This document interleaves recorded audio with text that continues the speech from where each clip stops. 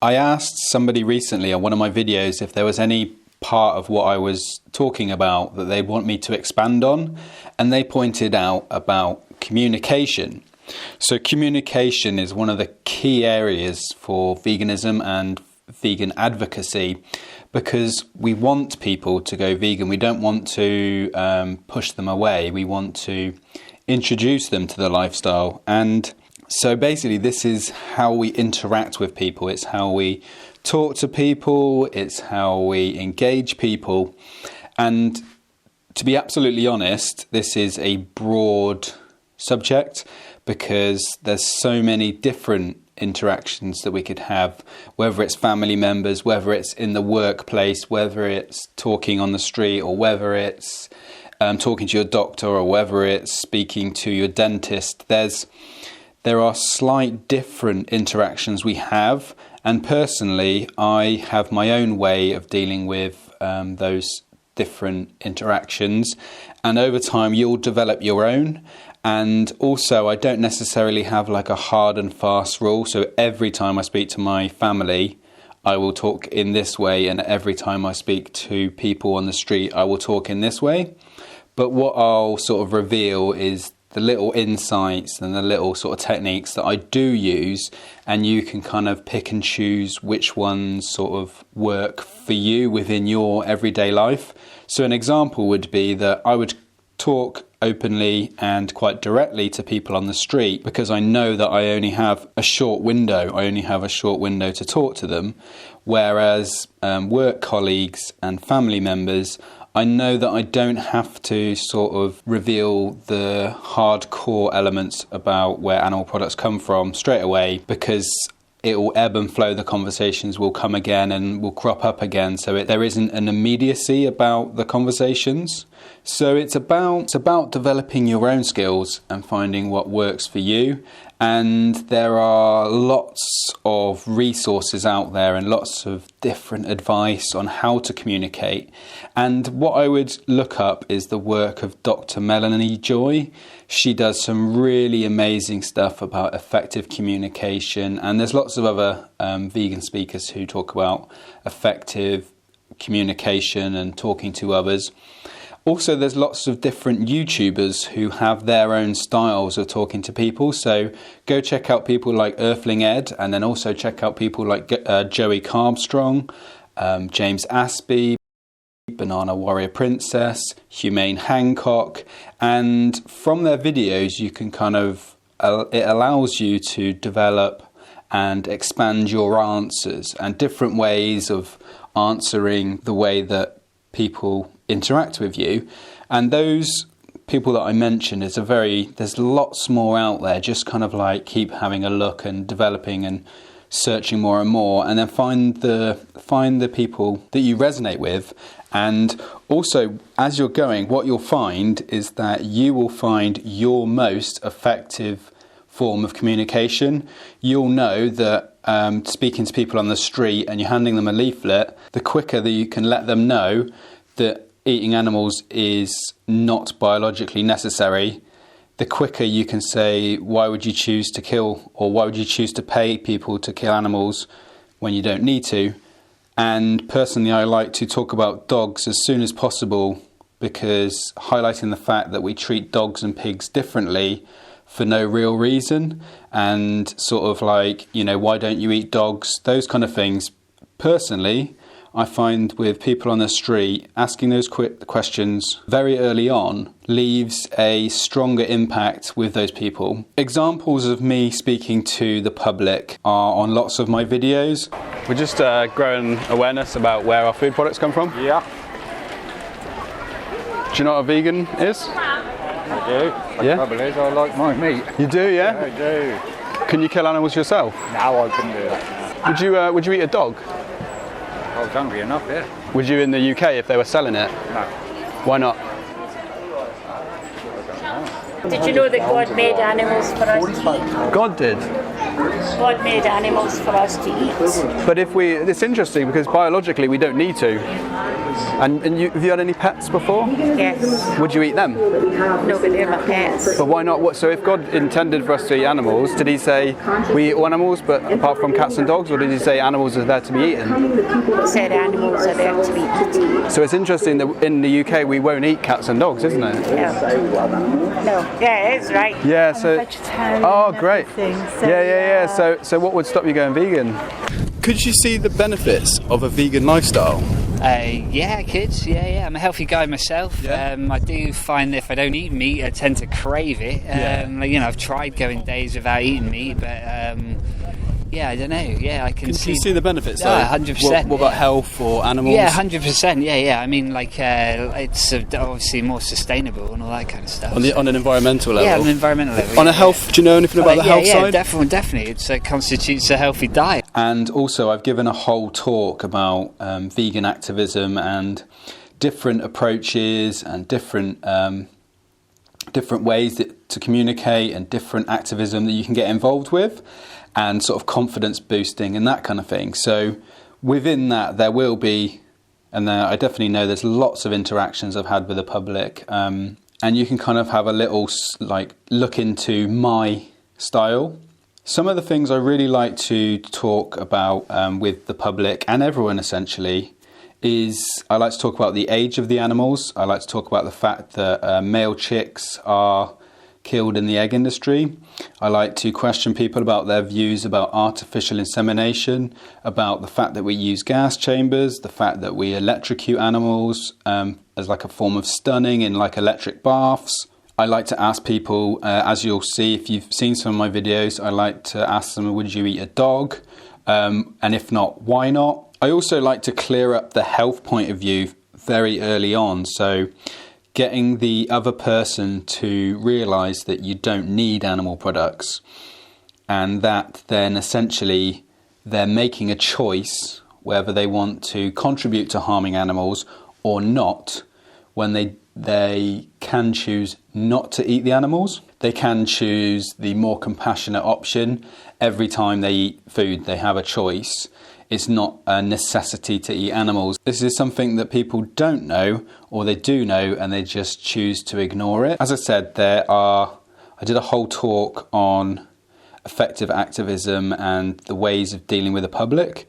But on top of that, so what I'm going to do is sort of expand on some of the ideas that I like to include while I'm talking to others. So one of them is essentially speak to others the way that you want to be spoken to. So treat people like they're your friend, the same way as you would a friend. So it's friendly, it's calm, it's easygoing. But in my case, I am direct and I don't skip over topics. I'll just talk about it all because we're talking about facts. There's no point in ignoring the facts. There's no point in glossing it over, softening it down, because these are the facts. And then once you've given people the facts, they can either move on from their current diets of eating animals, or they can ignore them. But by giving them the facts and giving them the truth, it enables them to become more conscious and more aware of what's going on, and then hopefully make a more compassionate choice. But if I just said, we breed animals and that's not nice, or if I say artificial insemination, where I ask them, do they know what that means? And then talking about the fact that we put arms into vaginas and arms into anuses and forcibly impregnating these animals and tugging off balls and stuff like that, and the harsh fact that we don't eat dogs but we do eat pigs, like what's the real difference about them? And the fact that we put animals into gas chambers, these are facts. These aren't stories, these aren't hyperbolic overreactions. This is just the truth. People take animals, they stun them, and then they slash their throats and drain them of blood, and then we chop up their parts. That's not up for discussion. That's what happens. We do artificially inseminate animals, and we don't kill dogs in the UK, but we do kill pigs. And so this is my approach. My approach is This is the matter of fact. The fact is you don't biologically need to eat animals, so why are we doing it to them? And the facts about the processes that we do to animals, I personally feel that we should just tell it how it is. Let's not ignore the truth. Let's just talk about the truth and highlight the truth. That's what works for me. That's some of the ways that work for me. I have to be honest, I don't always keep my cool. I do have off days, and I do have days when I'm angry or frustrated, and I try to not get worked up, but I can't necessarily always control that. I'm getting better than I was, but the point is that you don't have to be perfect. Strangely, I generally try and keep a calm and friendly approach with people, but one time I lost my cool with somebody, and then they turned vegan because I just talked about the truth. It pushed me to really talk about gas chambers and talk about the horrific nature that we kill animals. And so my point is that for me, the majority of the time I do a calm, friendly approach, but truthful. And then I have in the past, lost my cool. But I do the majority of my advocacy is friendly, approachable, and how I would like to be treated. And so that the people are brought into the philosophy instead of getting angry about it.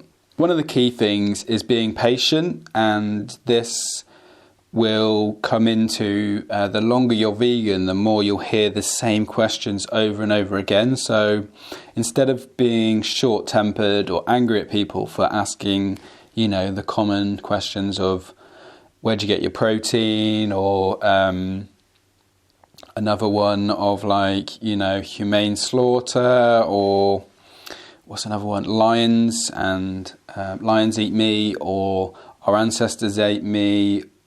These common things that come up. So when they come up, be patient with people. Don't get frustrated that this might be the 100th or the 200th or 300th time that you've answered that question. See it as an opportunity to educate them. Plants have protein.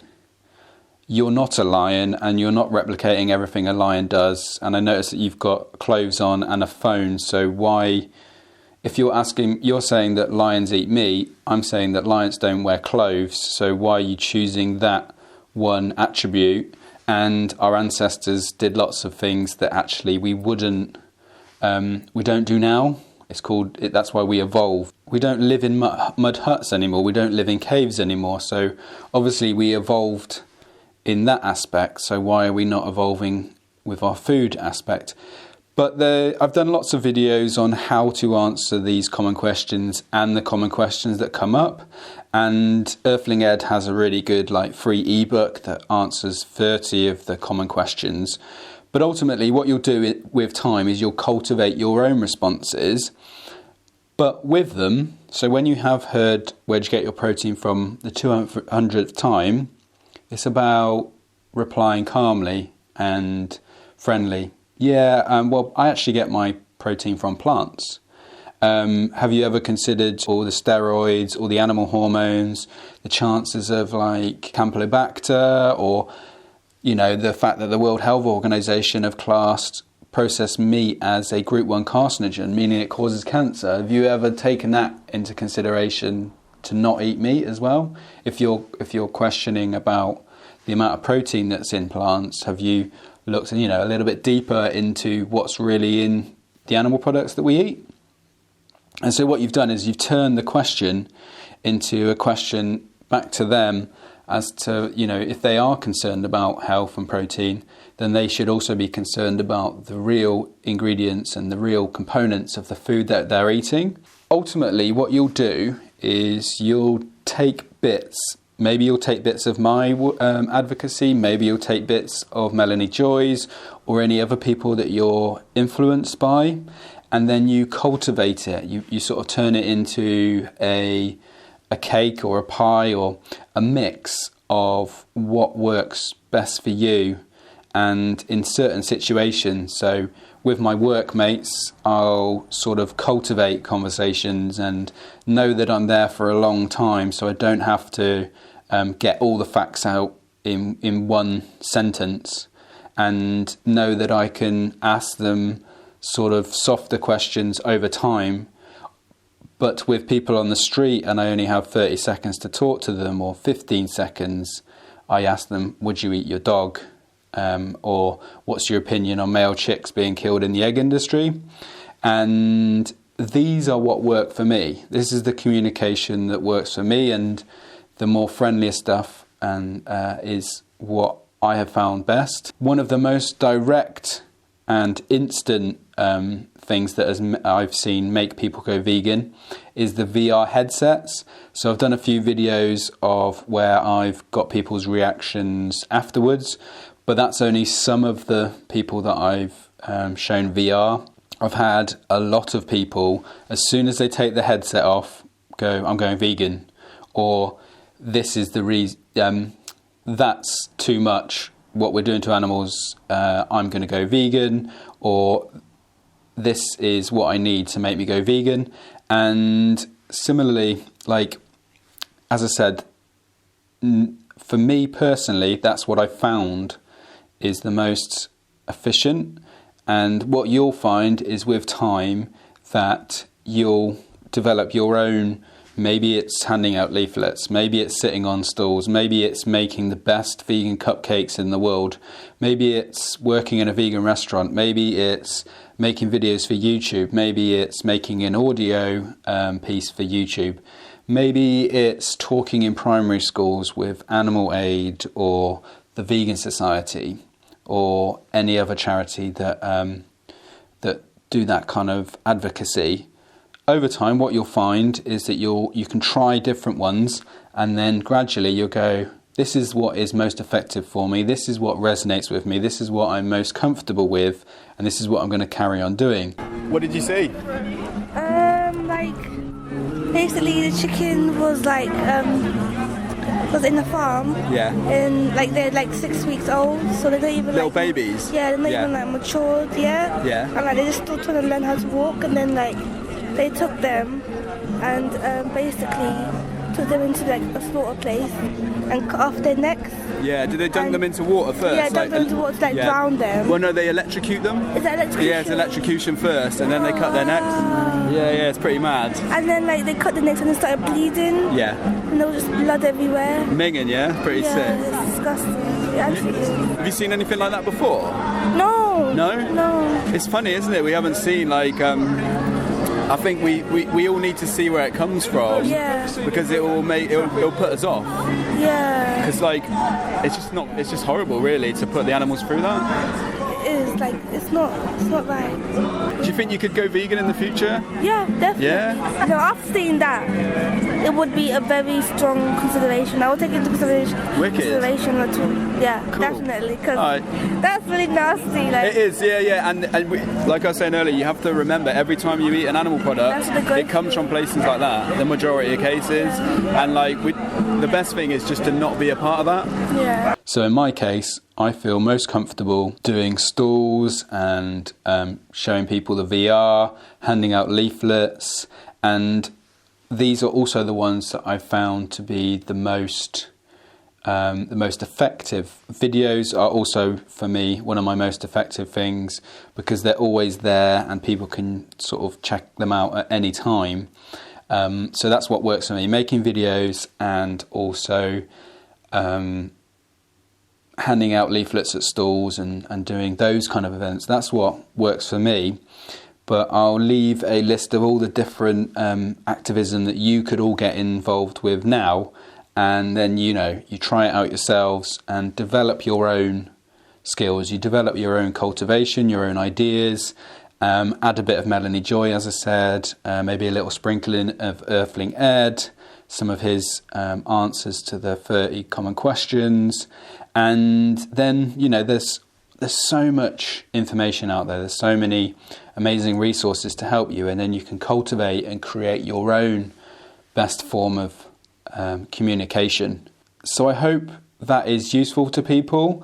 that's my overview of communication. And yeah, it's about trial and error. It's about trying things and seeing what works and seeing what doesn't work for you, and then sort of taking that into the real world and getting out there and spreading the message and making the world a more compassionate place. So have a lovely day. Bam!